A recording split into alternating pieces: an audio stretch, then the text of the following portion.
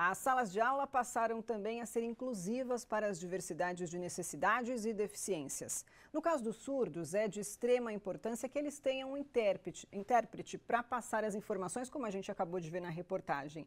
E para explicar para a gente um pouco sobre as questões que envolvem deveres e direitos e até um pouco sobre a rotina, nós recebemos no SP Record a doutora Ana Carolina Nogueira, membro da Comissão dos Direitos das Pessoas com Deficiência da OAB Santos, e a doutora Cristiane Zamari, vice-presidente do CONDEF e membro da Comissão dos Direitos das Pessoas com Deficiência da OAB Santos. Boa noite, doutoras. Boa noite. Um prazer recebê-las aqui. Prazer. Bom, a gente precisa explicar um pouco para o pessoal de casa como funciona, né, esse mundo que agora tem que fazer parte das salas de aula e também do nosso dia a dia. A Ana Carolina teve, né, um problema na infância, é isso, Ana? Sim. Você pode explicar para a gente? Você hoje tem uma deficiência, você hoje é surda. Sim, ninguém sabe o motivo que por qual motivo eu tenho essa deficiência ou surdez, foi descoberta quando era criança. Meus pais correram atrás. E nas escolas foi muito difícil até para os diretores me aceitarem, porque eles não tinham pessoas adaptadas como professores, como diretores, psicólogos, para cuidar dessa deficiência, para dar uma atenção maior. Então é difícil, porque meus pais não sabiam onde colocar, onde ter esse apoio e tudo. Ainda é difícil até hoje, porque os pais ficam sozinhos nessa situação, não sabem quem procurar e para ter uma ajuda especial nisso. E muitas vezes os alunos se sentem sozinhos nessa batalha também junto com os pais. Isso também é frequente nas faculdades, que eles também não têm um intérprete tanto em Libras quanto oral. Ou seja, esse assunto ainda está engatinhando na nossa educação, Sim. né? O Cris, você está cuidando mais desse lado jurídico, tem um trabalho, né, mais desenvolvido. O poder público tem que dar suporte para as escolas, mas como que está isso na nossa região? As escolas estão se adequando? A gente viu na reportagem uma escola que está bem adequada, tem os alunos, mas como que está esse processo? Sim, é importante lembrar que a Libras, né, a Língua Brasileira de Sinais, ela se tornou a segunda língua oficial do Brasil em 2002, através de uma lei federal. Isso. E nós temos hoje uma lei brasileira de inclusão que garante o sistema educacional inclusivo ao longo de toda a vida para as pessoas com deficiência, em todos os níveis e modalidades de ensino, inclusive ofertando a Libras para as pessoas com deficiência visual. Então, isso precisa ser cumprido, né? É uma lei federal e que segue uma convenção de direitos das pessoas com deficiência que tem caráter de emenda constitucional, que é a lei soberana.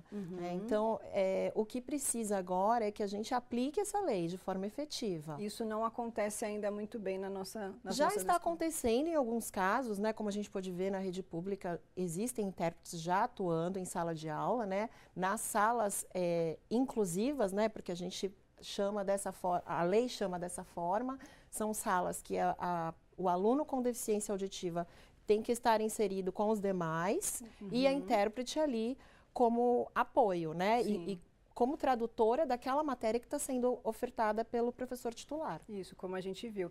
E, Ana, você falou sobre a dificuldade dos seus pais, né? Não saberem como agir. O que você indica hoje? Como os pais de crianças na mesma situação que a sua têm que agir? Como eles devem fazer? Bom, primeiro, caso você tiver alguma dificuldade nas escolas, vocês podem procurar alguma entidade, OAB, CONDEF, que eles vão dar o maior auxílio e apoio. Como eu já procurei uma vez a CONDEF, eles me deram o maior auxílio durante a minha faculdade toda. Muitos pais ficam perdidos nessa situação, ou então com medo para poder deixar o aluno só com o intérprete, porque às vezes os alunos não conseguem aprender a tal matéria que eles estão aprendendo, tanto na escola ou na faculdade. Na faculdade pode ser que o surdo ou então o deficiente auditivo já está um pouco mais preparado, mas durante a escola, onde ele está aprendendo principalmente o português materno dele, que é completamente com o português nosso materno. São dois tipos de português completamente diferentes. Então, para o pessoal de casa entender, a gente precisa explicar isso. Então, quem é surdo e quem é deficiente auditivo, tem uma diferença, né? No caso, a pessoa consegue escutar um pouquinho e a outra não escuta nada, né? Exato. E aí você aprende primeiro a língua de sinais ou então o português? Primeiro você aprende a língua de sinais. A língua de sinais, O ótimo. português como segunda língua escrita. Então, vocês conseguem se movimentar entre esses dois mundos de uma maneira tranquila depois de aprender na Exato. escola com o professor e com o intérprete. E quando você não tem o intérprete na escola, o que o professor faz? Você já teve problemas com o professor? Sim. Às vezes o aluno recorre à leitura labial. Que é o seu caso, né? A gente Exato. falou que você é surda, mas você fala super bem, parece que me entende perfeitamente, né? Sim, eu faço leitura labial desde os 2, 3 anos de idade, que foi quando eu comecei a ser alfabetizada pelos meus pais, pelo meu avô, principalmente, e nas escolas. E o meu irmão também estava me alfabetizando. Caso o aluno não consiga interagir isso, porque às vezes o professor está falando e escrevendo na lousa ao mesmo tempo, fica de costa para o aluno. Ah, tá. Aí é um pouco complicado para ele tentar ter uma atenção nesse caso para poder entender o que ela está falando. Às vezes tem surdo que é adquirida depois e já aprendeu português. Eles escutarem de costa não vai fazer tanta diferença para ele. Agora, o outro surdo que foi alfabetizado após de saber que antes de ser surdo, aí é completamente diferente. Ele não, você pode virar de costas, ele não vai entender nada. É mais difícil, né? Exato. E o qual- português são completamente diferentes. Entendi. E qual o maior desafio da nossa educação nesse momento?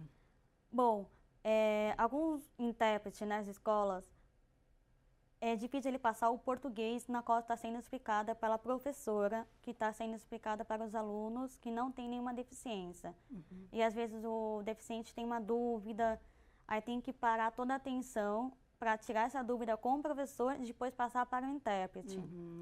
E isso é um desafio muito grande para todos os surdos e deficientes auditivos. Certo. Cris, e você pode falar para a gente, então, para encerrar, sobre os projetos sociais para acabar de vez, então, com esses problemas? Sim, eu queria também acrescentar que na escola, também por lei, deve ser oferecido o atendimento educacional especializado com a intérprete para esse aluno surdo no contraturno. Tá? Isso também é uma forma da inclusão dessa pessoa quando ele vai para o turno regular. Né? Então, é mais um aparato aí que vem junto, amparando na lei. E os projetos que nós temos atualmente, em parceria com o Ministério Público, né, que abraçou a nossa causa, junto com a OAB. Então, é CONDEF, OAB e Ministério Público de fiscalização e orientação nas escolas de ensino regular, tá? E para averiguar todo tipo de inclusão dos alunos com deficiência hoje, não só das pessoas com deficiência auditiva, os surdos, mas como a oferta do braille, do material pedagógico. A inclusão como exatamente, um todo, né? do profissional de apoio. E nós, ano passado, visitamos 80 escolas particulares, porque essa lei também estende essas obrigações para o ensino privado, né? E para que a gente possa se aproximar e que as famílias também saibam dessas ações e dos direitos dos filhos. Sim. E também seja um canal de reivindicação, de denúncia, caso a lei não esteja sendo cumprida, né? É ótimo, todo mundo precisa fazer parte, né, dessa Sim. causa e ajudar tanto as pessoas que estão de fora e não fazem ideia do que passa uma pessoa nessa situação, Exatamente. como também as pessoas que estão nessa situação e não sabem como agir, né? Exatamente. Tá certo, meninas, muito obrigada. Eu agradeço demais a participação de vocês aqui hoje para falar sobre esse assunto tão Obrigada a importante. você. Obrigada.